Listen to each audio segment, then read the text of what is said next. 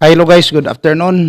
How are you this moment of time? I hope nga naamong tanan sa mayong kahimtang nining takna karon samtang kamo naga-tan-aw nining ako ang video. By the way, kumusta ang eleksyon diha sa inyo ha? Kinsang mga kandidatuha ang midaog ug kumusta na usab ang inyohang mga relasyones sa usag-usa? Mga kaigsoon kong higalaan, I hope nga life is as is.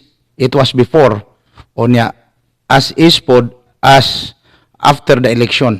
Mutay pasabot kung unsa sa una sa wala pa eleksyon ang inyong relasyon mao lang gyapon karon nga human ang eleksyon ang ato ang mga relasyones sa usa-usa.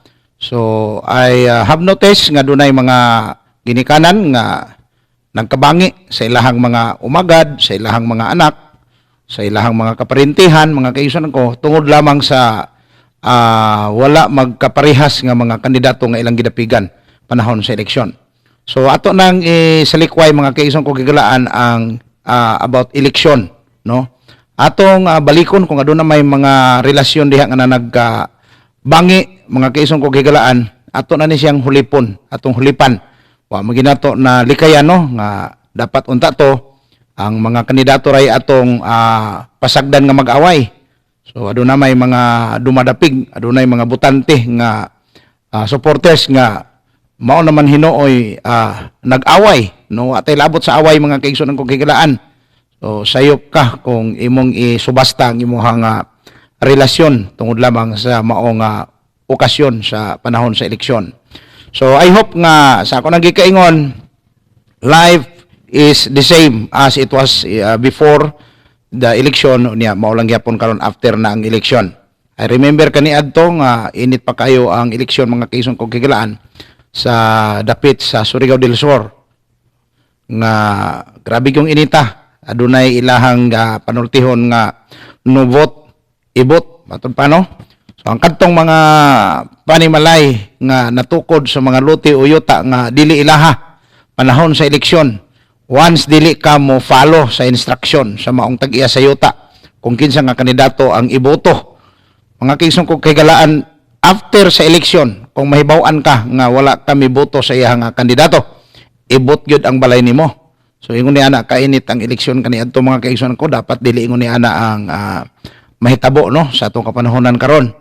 So natapos na magyud ang eleksyon mga kaigsoon ko og nga napahiluna naman gyud gani sila no, napahiluna naman sila gikan sa national nato nga posisyon ngari sa lokal nato ang mga posisyon mura og na-declare naman siguro. So dili ko sure mga kaigsoon ko, adunay mga biblical admonitions nga atong pamalandungan ining takna karon sa kahaponon. So kana sila kung kinsa man nga kandidato ang midaog mga kaigsoon ko higalaan, mahimong dinapigan nimo, mahimong wala nimo gidapigan. Mga kaigsoon ko kung kinsa man na sila nga mga kandidatuha ang midaog panahon sa eleksyon mga kaigsoon ko higalaan, isa lang kabutang nga akong i-assure sa inyo ha nga kana sila mao'y gusto sa Ginoo nga mahipbutang diha sa pwesto. Kanang mga tawhana mao'y gusto, mao'y will ni Lord nga mga magadumala mga kaigsoon ko higalaan sa maong pangatungdanan sa atong panggamhanan. Kana sila. Why? Because the voice of the people is the voice of God. So kung kinsa kadtong napili, majority nga napili sa katawhan mga kaigsoon ko nga kandidato, mao kadto sila ang kabubuton sa Ginoo. So adunay atong mga higala nga di mo tuo niini mga kaigsoon ko nga ang the voice of the people is the voice of God, matud pa depende daw. So mosait sila sa panahon sa atong Ginoong Kristo. Sa diha nga didto na siya sa hawanan sa palasyo ni Pilato, sa diha nga gikausahan siya mga kaigsoon ko sa kadako kaing krimen, no?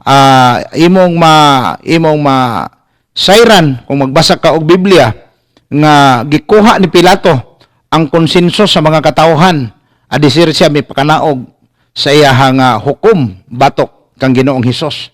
O nga matod pa ni Pilato, kinsa may akong buhian o kinsa may gusto ninyong buhian ako?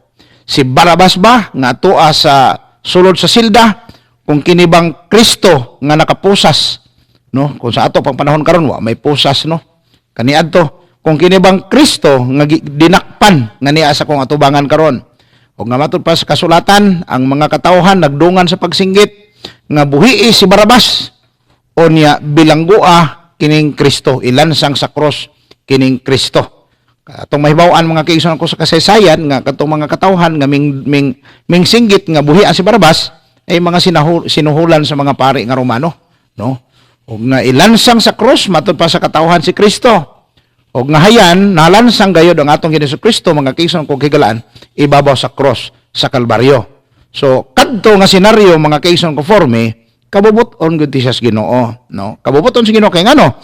Kung wala si Kristo malansang sa cross, wala gyud pud tay kaluwasan mga kaigsunan ko. Wala gyud kapasayloan ng atong mga sala, mga kaigsunan ko. Wala gyud tay paglaom nining kinabuhi karon. Mga salamat na lang sa Ginoo kay nagkahiusa ang mga katawhan nga dapat gyud si Kristo ilansang sa cross aron matuman ang kasulatan, no? Alang sa atong kaluwasan. That's why I believe with all of my heart that the voice of the people is the voice of God. So much for that mga kaigsoon ko higalaan, kung kinsa ang midaog sa atong kapanahonan karon during eleksyon, mao to sila ang kabubuton sa Dios nga muhawid sa pangatungdanan sa atong panggamhanan.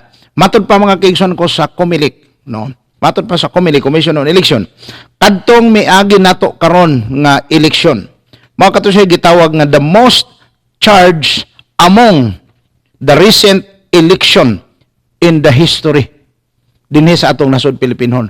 Mao kato siya ang most charged, mao kato siya ang pinakakuyaw kayo, pinakadako kayo nga landslide, pinakadako nga vote casting of votes nga nakuha mga kaigsunan ko sa mga kandidato, ilabi na ang ato ang presidential o vice presidential nga mga kandidato.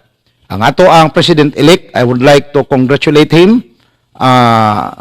Di manggid siguro mo abot ni sa iya nga video mga kisong ko kigalan o kung moabot man galing di po siya ani makasabot. So I would like to congratulate you Ferdinand Bongbong Marcos Jr. for being our president-elect in this republic, no?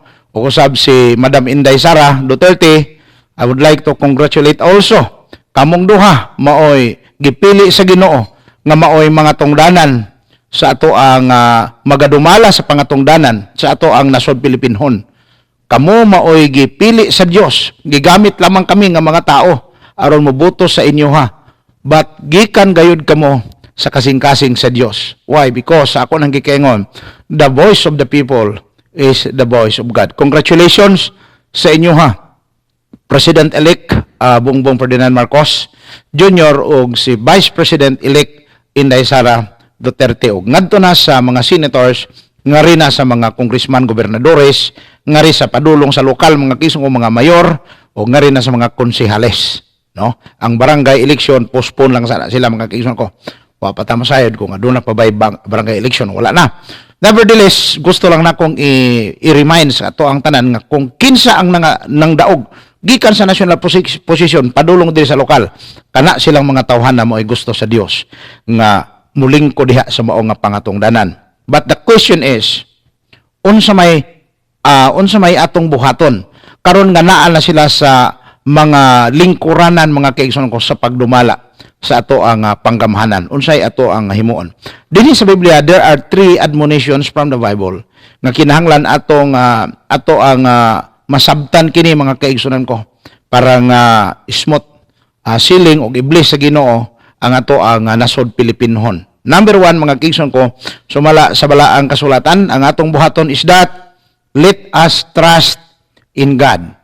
Atong padayon nga saligan ang Dios, no? Dios man mo ay nagpahiluna nining mga tawhana, atong saligan siya mga kaigsunan ko, nga siya na'y bahala ni ining tanan. God is on His throne, still on His throne. Dili mahawa ang Dios sa iyang trono. Naa siya kanunay galing ko didto. Unsa may buti pasabot ni ini mga kaigsoon ko? Ang buti pasabot mao nga He is in control of everything, no? Ato siyang pasagdan nga ang iyang purpose mao ay matuman mga kaigsoon ko higalaan. Dili ta mo oppose o dili ta mo musupil kung unsa ang will ni Lord. We have to follow it. And now gitugutan man sa Ginoo nga kining mga tawhana mo ay manglingkod, ang atong number one nga himuon mga kaigsoon ko as citizens. Number one nato nga himuon mga kaigsoon ko is that let us continue to trust in the Lord. Siya man mo ay nagpahiluna nining mga tawhana, so ato siyang saligan nga siya na'y paigo maggiya, siya na'y paigo magmando, siya na'y paigo mga kaigsoon ko gamit niining mga tawhana. Why? Because He is in His throne. Nagapabilin siya diha sa iyang trono. Ato siyang saligan. He is in control of everything. Siya nagakontrol ni ining tanan mga kaigsoon ang kahigalaan. All we have to do is just to trust in the Lord. Ato siyang saligan. Colossians chapter 1 verses 15 to 16, mao kini ang giingon sa pulong sa Dios mga kaigsoon ko akong basahon.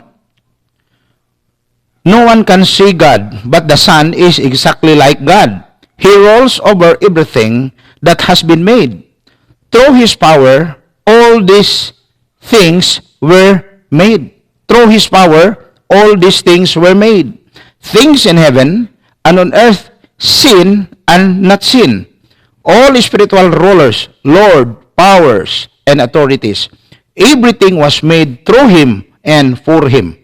Ang first praise sa verse 16 o ang last praise sa verse 16 adunay the same mga kaigsoon ko nga thought. Nagingon diri, through His power all these things were made. Pinaagi sa iyang kagahom kining tanang mga butanga, kining tanan makita nato og dili makita, siya ang naghimo nini mga kaigsoon ko. What is the implication of this verse? The implication is that God is in control because He is the one who causes all these things to happen.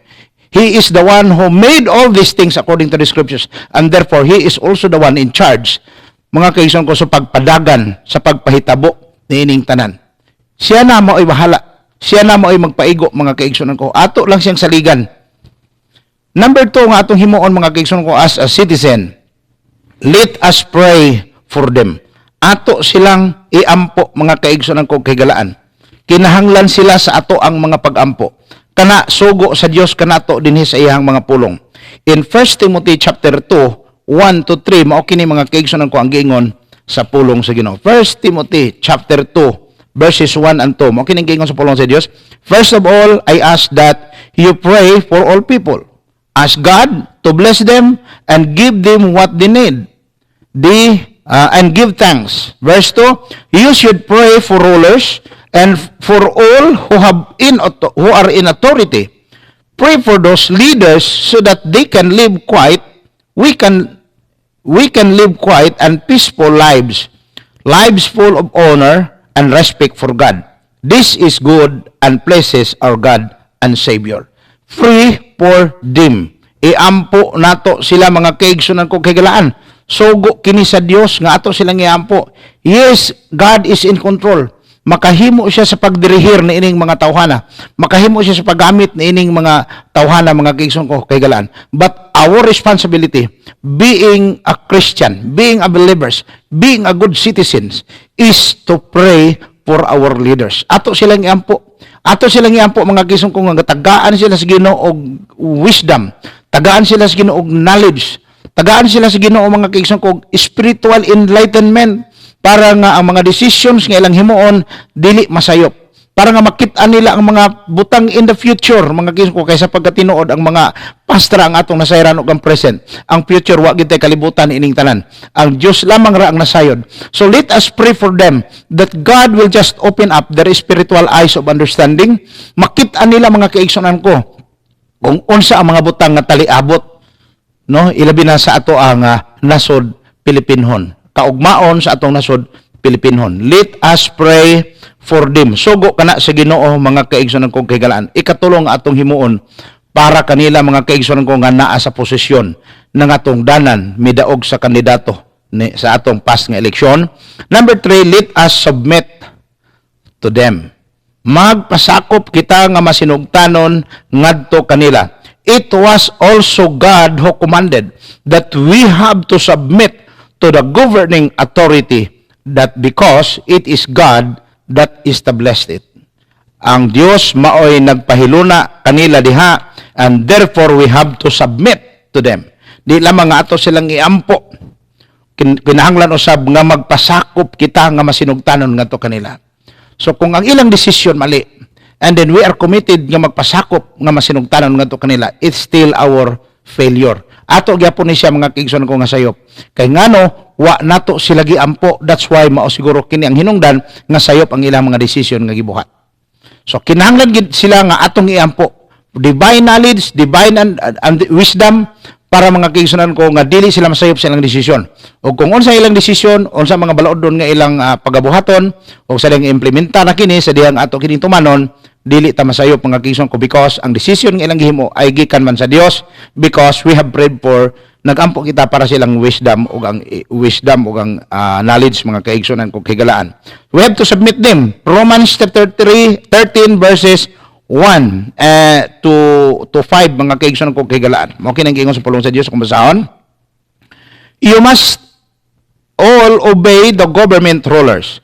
No one can rule without God's authority. And all those who rule now were given that power by God. So everyone who is against the government is really against something God has put in place. Tanawa? Kinahanglan nga magpasakop kitang masinugtanon ngadto sa mga panggamhanan. Kay walay mga panggamhanan karon, walay namunuan karon nga dili mao ang Dios ang nagpahiluna kanila didto. Verse 2, bisan kinsa katong musupla, musukol, murebilde sa panggamhanan, ang Dios mo'y atong girebildihan mga kaigsoon ko kigalaan. Why? Because it was God who placed them in that position, particular position. Kung dili ta mo obey sa ilaha, dili ta mo submit sa ilaha mga kaigsoon ko kigalaan, it is tantamount to disobedient to God.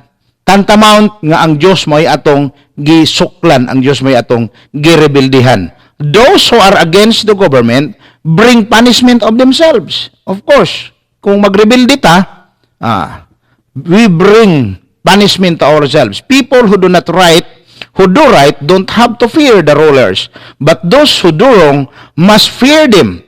Do you want to be free from fearing them? Then do only what is right, and they will praise you. Dili angayan ang naas pangatungdanan, ang naas panggamhanan mga kaigsoon, dili angayan kahadlukan. Kanila nga mga nagabuhat og matarong og maayo. Apan kanila nga mga nagabuhat og daotan, delikado mo mga kaigsoon og higalahan, angay gid mong mahadlok. Why? Because the government is going to punish you, and it is their responsibility and obligation to punish you because you are bad citizen. They have the right, they have all the power because it is God who places them in that particular position in our government. So angayan kang mahadlok, pero kung gatinarong ta, ngano mahadlok man ta og pulis? Mga bata mahadlok og pulis. Hindi ta mahadlok og pulis. Kadumdum ko atong pasi ang mga kaigsoon ko nga bugoy ba nakainom-inom, mahadlok ko magpulis. Ano mahadlok man mo pulis nga? Ako di ko mahadlok og pulis. Agoy siyang likod na maday pulis mga kaigsoon ko nakadungog. Matod pas pulis. Unsa to? Ingon na ang bugoy. Nganong mahadlok man og pulis nga? Buutan man ang mga pulis. Si awa gid ning bugoya no. So di ko hadlokan ang mga pulis mga igsoon kay mga buutan na sila. Of course mga tao na sila Ginoo. Rulers are God's servant to help us. But if you do wrong, you have the reason to be afraid. They have the power to punish you, and they will use it. They are God's servant, no? Kining atong mga leaders nga naas panggamhanan karon ng lingkod mga kaigsoon ko higalaan, gi-consider sila sa pulong sa Dios as God's servant to punish those who do wrong. So you must obey the government, not because you might be punished, but because you know it is right thing to do. It is right thing to be in under subjection to our rulers, to our government, mga kaigsoon ko kilaan. So dinhir ko kutob sa akong admonitions nga gi-share kaninyo gikan sa Word of God. We are reminded from the Word of God to trust in the Lord all the time para kanila nga anaanas mga nangatungdanan. Let us pray for them ato silang iampo, and at the same time let us also submit to them. Mga kaigilaan o kaigsuunan, kung wala pa mo makasubscribe sa akong channel, please do subscribe ka din sa akong channel, daghan mo makuha nga mga learnings, because we are committed to public education, we are committed to public information, and we are also committed to public entertainment. So datay mga entertainment po din mga kaigsuunan ko kaigalaan nga gina-upload. So tulo ang ato ang content karon sa ato ang channel. Entertainment invite ko og mga music enthusiast kinsa kato nga mahiligon nga mo kanta mga kaigsoon ko. You are cordially invited in here sa ako ang YouTube channel mga kaigsoon ko as a guest. Salamat sa Ginoo. Doon na lang tayo duha ka guest no. Number one guest nga ako ang anak gikan sa Surigao, and second guest na to is from all the way from Manila no, si Ma'am Ira Bansale. So dinhira ko to mga kaigsoon ko kilaan, babay og pagayo-ayo mong tanan.